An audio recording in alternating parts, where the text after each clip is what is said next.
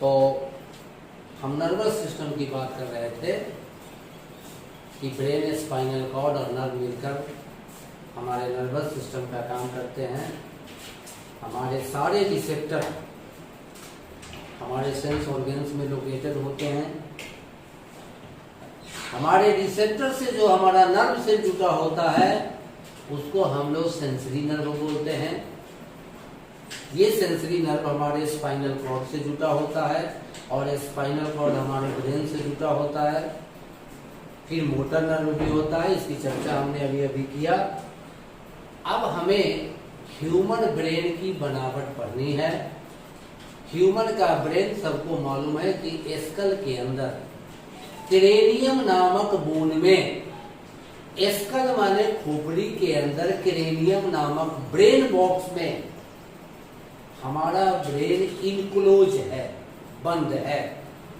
Brain को जब देखा गया है, बिल्कुल ब्रेन को क्रेनियम से आइसोलेट कर जब ब्रेन को देखा गया है तो ब्रेन की बनावट कुछ इस तरह का दिखाई दिया है। ये है ब्रेन की फिगर, यही है ब्रेन की फिगर। ब्रेन की फिगर में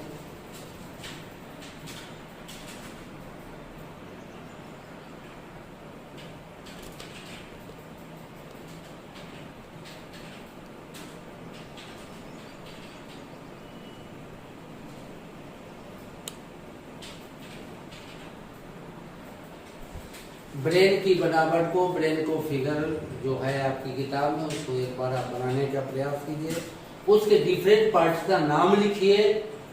यहाँ लिखा है ह्यूमन ब्रेन स्ट्रक्चर, मतलब बनावट ऑफ ह्यूमन ब्रेन, मनुष्य के मस्तिष्क की संरचना, बनावट एंड फंक्शन और उनके कार्य।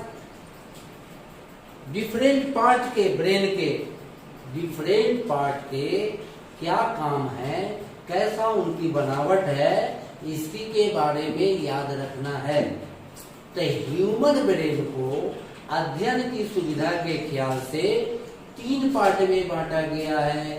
बोला गया फोर ब्रेन, अग्र मस्तिष्क, मिड ब्रेन, मध्य मस्तिष्क, हिंड ब्रेन, पश्च मस्तिष्क। ये फिगर में fore brain, mid brain, hind brain बहुत साफ साफ दिखाया हुआ है। आप भी इस फिगर को बनाने का प्रयास कीजिए। फोर ब्रेन का एक दूसरा नाम है सेरिब्रम। कहीं कहीं इसे सेरिब्रल हेमीस्फीयर भी लिखा गया है।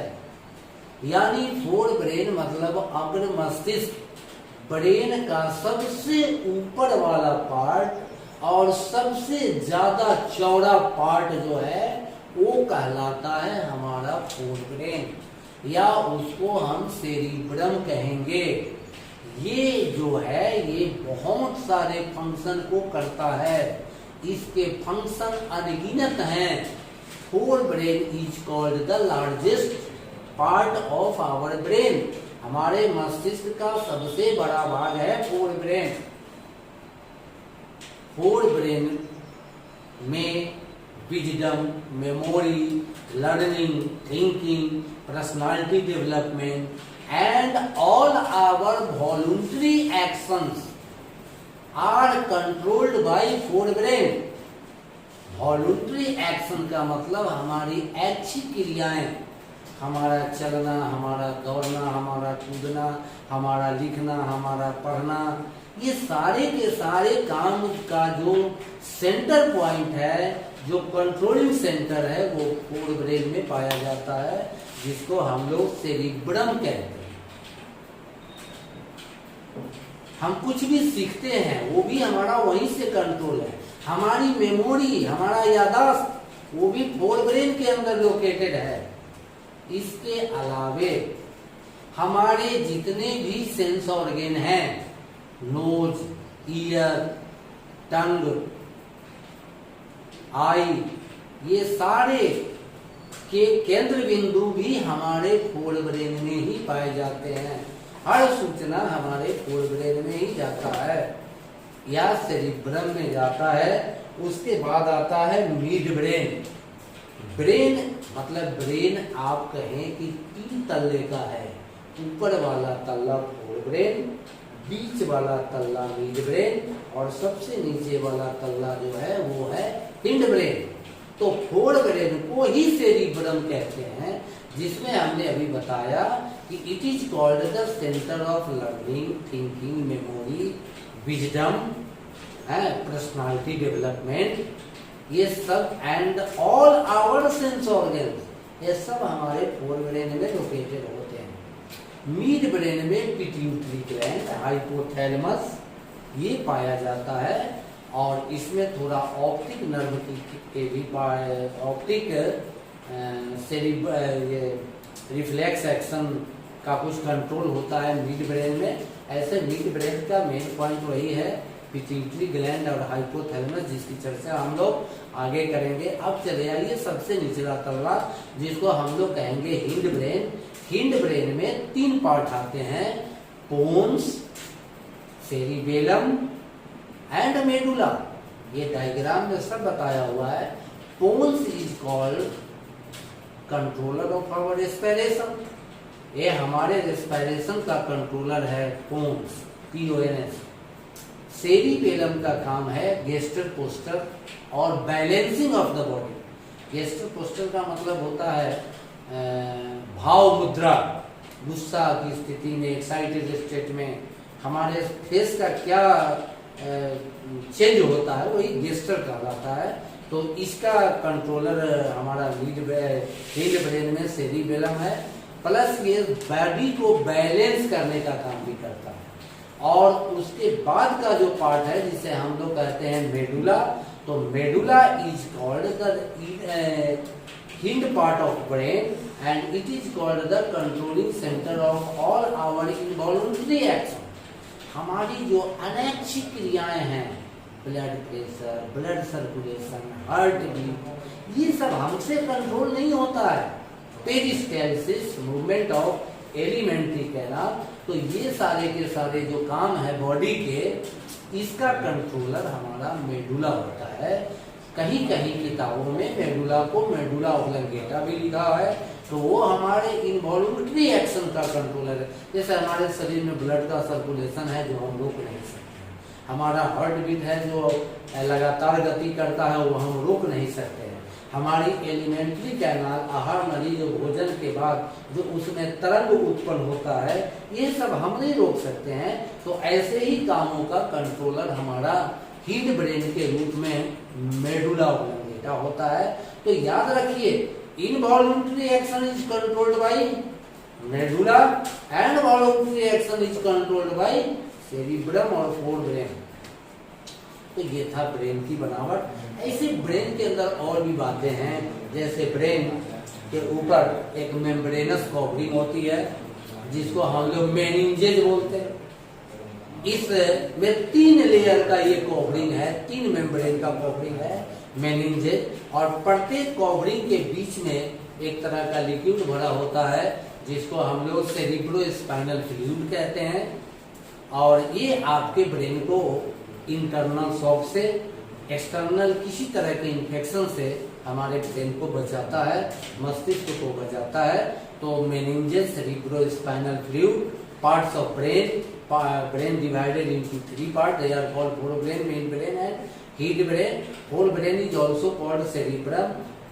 Function of cerebrum, function of forebrain, ये तो बहुत सारे काम करता है। हिंड ब्रेन में अभी मेडुला पे जाकर के हमने बात समाप्त किया कि medulla is called the controlling centre of all our involuntary action, just like blood circulation, heart beat, peristalsis, ये सब का कंट्रोलर हमारा मेडुला है। इसके बाद ये जो बात हो गई, तो अब स्पाइनल कॉर्ड में आइएगा। तो स्पाइनल कॉर्ड हमारे रीढ़ की हड्डी के बीचों बीच वर्टिब्रा में ये पाया जाता है। ये स्पाइनल कॉर्ड से हमारा रिफ्लेक्स एक्शन कंट्रोल होता है। कुछ ऐसी भी क्रियाएं होती है जो बगैर सोचे समझे एट रैंडम एकाएक अपने आप संचालित होती है। एग्जाम्पल के रूप में कफिंग, खांसी आना, स्नीजिंग, छींकना, वोमिटिंग, उल्टी आना, ये सब क्रियाएं ऐसी है जो सोच के नहीं होती है, एकाएक हो जाती है। तो ये सब जो क्रियाएं एकाएक होती है, इनका कंट्रोलर स्पाइनल कॉर्ड होता है। ऐसी क्रियाओं को ही हम लोग कहते हैं रिफ्लेक्स एक्शन। हिंदी में बोला जाता है प्रतिवर्ती क्रियाएं और अंग्रेजी में बोला जाता है रिफ्लेक्स एक्शन। तो ये सारी बातें हमारे नर्वस सिस्टम की हुई। तो नर्वस सिस्टम तो हमारा कंट्रोलर है। अच्छा, दो नर्व जहां एक दूसरे से जुड़ते हैं, इनके दोनों के बीच के खास गैप को हम बोलते हैं सिनेप्स। मतलब space between the junction of two nerve cell is called synapse. और इस सिनेप्स पे क्या होता है कि एक केमिकल एक नर्व सेल से दूसरे नर्व सेल में आती है। उस केमिकल का नाम है एसिटाइल कोलिन, और यही acetyl choline is called neurotransmitter. यही एसिटाइल कोलिन न्यूरोट्रांसमीटर होता है। कोई भी सूचना को इलेक्ट्रिकल इंपल्स के रूप में जल्दी से जल्दी एक से नर्व सेल से दूसरे नर्व सेल में चली जाती है। तो ये सारी बातें किताब में लिखी हुई भी है, इन्हें हम लोग याद भी रखेंगे। न्यूरोट्रांसमीटर जो केमिकल है उसका नाम है एसिटाइल कोलिन। इसके बाद हम लोगों को कोऑर्डिनेशन पार्ट में आना है। कंट्रोल पार्ट समाप्त हो गया। कोऑर्डिनेशन में हम लोग को हार्मोनल ग्लैंड के बारे में पढ़ना है। तो बच्चे, आपको डायग्राम बनाना है। आप हमसे डायग्राम की उम्मीद मत कीजिए, आप डायग्राम खुद ही बनाइए। ये रहा आपका डायग्राम, यही है location of different hormonal gland inside our body. आप यहाँ पे देखिए, पिट्यूटरी ग्लैंड ब्रेन में मिलेंगे, देखिए ध्यान से।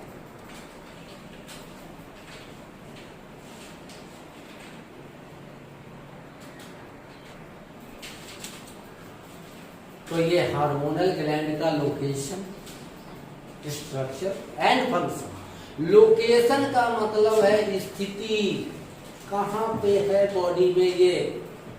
जैसे अगर हम कहें कि पिट्यूटरी ग्लैंड हमारे किडनी में है, या हमारे लंग्स में है, या हमारे हार्ट में है, तो ये बिल्कुल गलत लोकेशन होगा। आप किताब में देख लीजिए कि पिट्यूटरी ग्लैंड ब्रेन में है, थायराइड ग्लैंड गले में है, पैराथायराइड ग्लैंड भी गले में है, pancreatic gland below the stomach है, और सेक्स ग्लैंड होता है मेल में। सेक्स ग्लैंड को हम टेस्टिस कर सकते हैं, फीमेल में सेक्स ग्लैंड को हम लोग ओवरी कहते हैं। तो ये सब जगहों पे सेक्स ग्लैंड होते हैं। इन्हीं का लोकेशन, इन्हीं का स्ट्रक्चर नहीं भी जानते हैं तो स्ट्रक्चर कोई मायने नहीं रखता है। बाहरी बनावट क्या है, आंतरिक बनावट की बात नहीं, बाहर से वो कैसा दिख रहा है, केवल एक्सटर्नल फीचर और उनके फंक्शन पे बात करना है। तो चले आइए, पिट्यूटरी ग्लैंड ब्रेन में स्थित है। इसको मास्टर ग्लैंड कहा जाता है, क्योंकि ये ग्लैंड अदर ग्लैंड के कार्य का भी कंट्रोलर होता है। तो सबसे पहले हम समझ रहे एंडोक्राइन ग्लैंड। हमारे शरीर में हजारों की संख्या में ग्लैंड होते हैं। ग्रंथि का मतलब होता है कुछ स्पेशल सेलों का समूह ग्लैंड का होता है। कुछ खास तरह के जो सेल एक जगह इकट्ठे हो जाते हैं और वो कुछ न कुछ केमिकल या कोई न कोई पदार्थ बनाते और निकालते रहते हैं। तो ऐसे विशिष्ट सेलों के समूह को ही हम ग्लैंड कहते हैं। हिंदी में उनको ग्रंथियां कहते हैं।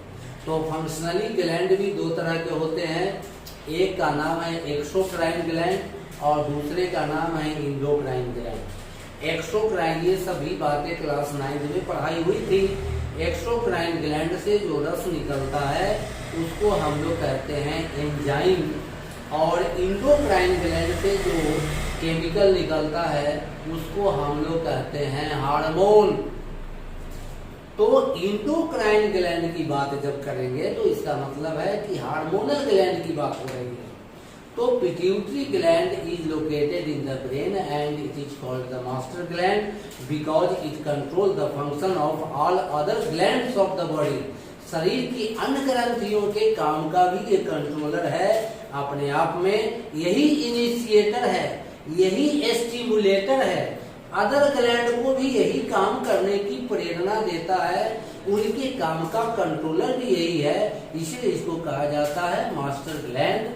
बिल्कुल सभी ग्लैंड से आकार में छोटे आकार का है, मटर के दाने के बराबर है और ब्रेन में लोकेटेड है और ये कई तरह का हार्मोन खुद ही बनाता है। ग्रोथ हार्मोन का भी निर्माण पिट्यूटरी ग्लैंड ही करता है। तो अपने इस वाइड फंक्शन के कारण पिट्यूटरी ग्लैंड को मास्टर ग्लैंड कहा जाता है। दूसरा ग्लैंड, पिट्यूटरी ग्लैंड भी कंट्रोल होता है हाइपोथैलेमस से।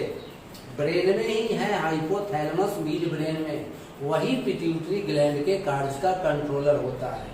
उसके बाद दूसरा ग्लैंड है जिसको हम लोग कहते हैं थायराइड ग्लैंड। ये थायराइड ग्लैंड हमारे गले में स्थित होता है और इस थायराइड ग्लैंड से जो हार्मोन निकलते हैं उसको हम लोग थायरॉक्सिन कहते हैं और ये एक ऐसा हार्मोन है जिसमें आयोडीन होता है और ये ग्लैंड से निकलने वाला थायरॉक्सिन हार्मोन हमारे बॉडी के अंदर प्रोटीन, कार्बोहाइड्रेट और फैट, इन तीनों का मेटाबॉलिज्म करता है, उपापचय करता है।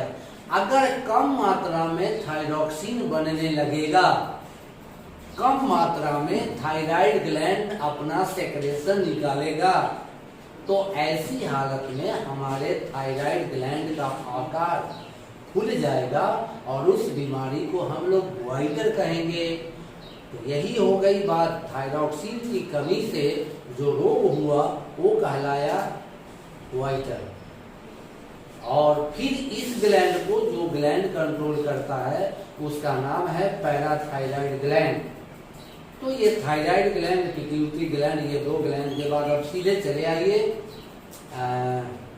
अमाशय के नीचे just below the stomach, pancreatic gland.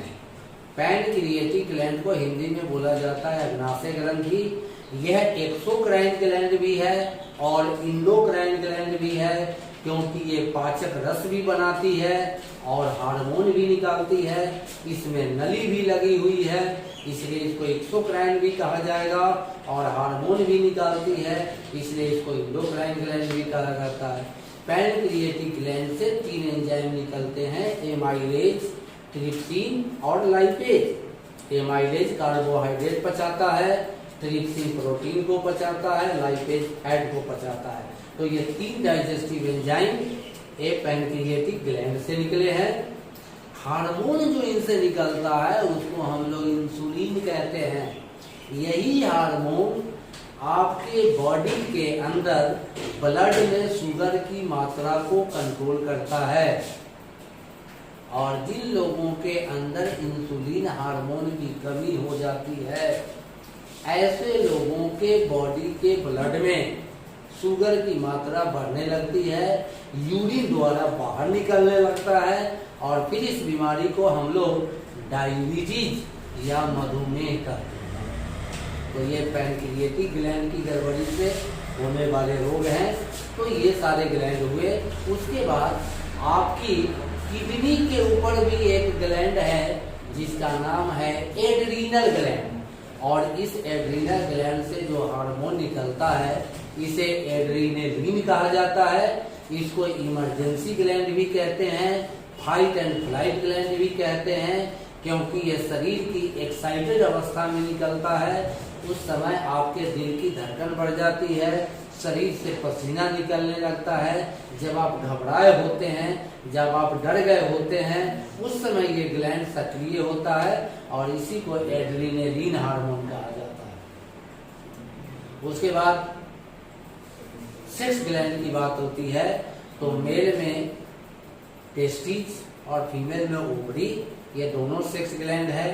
Ovary की बात करें, फीमेल की बात करें तो फीमेल के ओवरी से 2 प्रकार के हार्मोन निकलते हैं। एक का नाम है एस्ट्रोजन और दूसरे का नाम है प्रोजेस्टेरॉन। एस्ट्रोजन हार्मोन फीमेल में MC cycle as well as secondary sexual character को कंट्रोल करता है। मतलब एस्ट्रोजन हार्मोन जब फीमेल में बनना प्रारंभ हो जाती है, हालांकि इस हार्मोन का भी इनिशिएटर शुरू कराने वाला मेन स्विच पिट्यूटरी ग्लैंड में स्थित होता है, वहीं से सिग्नल आती है ओवरी में, तब जाकर ओवरी ये दो हार्मोन बनाना शुरू करते हैं। लड़कियों की उम्र जब 12 से ऊपर हो जाती है तब ये ग्लैंड सब एक्टिवेट हो जाते हैं और इन ग्लैंड से तरह तरह के हार्मोन निकलते हैं। जैसे अभी अभी हमने नाम बताया कि फीमेल सेक्स हार्मोन को एस्ट्रोजन कहा जाता है, प्रोजेस्टेरॉन भी कहा जाता है, और मेल में एक ही सेक्स हार्मोन है, इसको टेस्टोस्टेरोन कहा जाता है, जो टेस्टिस में बनता है।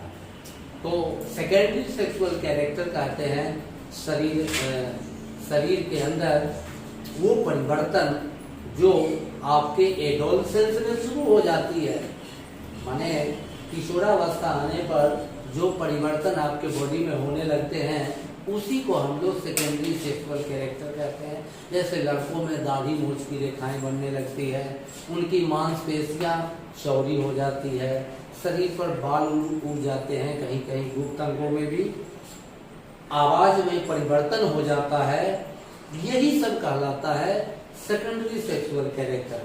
फीमेल में एमसी साइकिल शुरू हो जाती है, फीमेल में मैमेरी ग्लैंड का आकार बढ़ने लगता है। तो स्त्रियों में या फीमेल में जो ये चेंज होता है वो फीमेल का सेकेंडरी सेक्सुअल कैरेक्टर कहलाता है। मेल में जो चेंज आते हैं वो मेल का सेकेंडरी सेक्सुअल कैरेक्टर कहलाता है। तो जब फीमेल में एस्ट्रोजन और प्रोजेस्टेरॉन जैसे हार्मोन निकलने लगते हैं तो फीमेल में जो उनकी क्रियाएं हैं, एमसी साइकिल का शुरू होना, इनलार्जमेंट ऑफ मैमेरी ग्लैंड हो जाना, सोच में परिवर्तन हो जाना, आवाज में परिवर्तन आ जाना, चेंज आ जाना, उनमें ओवम का रिलीज होना, ये सब शुरू हो जाता है। उनकी रिप्रोडक्टिव एज की शुरुआत हो जाती है, उनमें गैमेट के रूप में ओवम बनने लगते हैं। तो ये उनका सेकेंडरी सेक्सुअल कैरेक्टर को कंट्रोल करता है एस्ट्रोजन। और प्रोजेस्टेरॉन जो हार्मोन है वो प्रेगनेंसी हार्मोन कहलाता है। जब फीमेल प्रेग्नेंट हो जाती है तो एस्ट्रोजन स्टॉप हो जाता है और प्रोजेस्टेरॉन हार्मोन आगे का काम संभालता है। तो फीमेल में ये दो सेक्स हार्मोन हो गए जिनको हम एस्ट्रोजन और प्रोजेस्टेरॉन कहते हैं। मेल में टेस्टिस के अंदर जो हार्मोन बनता है उसको टेस्टोस्टेरोन कहते हैं, और टेस्टोस्टेरोन भी मेल में सेक्स हार्मोन का सेक्स एक्टिविटी का इनिशिएटर होता है। इसी के प्रभाव से स्पर्म भी बनने लगते हैं, इसी के प्रभाव से लड़कों में सेकेंडरी सेक्सुअल कैरेक्टर का विकास हो जाता है और वो लड़का बाद में चलकर प्रजनन की क्रिया में सक्षम हो जाता है। तो यही सब हार्मोन है।